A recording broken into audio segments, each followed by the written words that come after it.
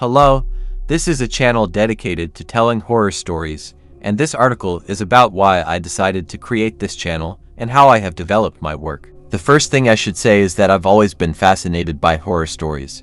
Ever since I was a kid, I always looked forward to the nights when I would have to watch a horror movie or read a book that made me feel scared. For me, horror is an exciting way to explore our fears and intentionally put ourselves in an uncomfortable situation. With the advent of digital media, I started looking for channels that could provide me with the same feelings of fear that I had experienced before. It was at this point that I discovered that there was an active community of horror creators on YouTube. Inspired by the channels that already existed, I decided to start my own channel, with the hope of being able to share my own scary stories with the world. I use a variety of techniques to create a spooky environment in my story series. The most important thing is to create a tense atmosphere from the beginning of the story that will leave the viewer on edge. A great tip is to create an atmosphere of suspense and tension, taking advantage of sounds and noises, which make the environment even scarier. One of the great things about telling horror stories is that there are no limits when it comes to what you can talk about. I can mix elements from different genres like fantasy, thriller,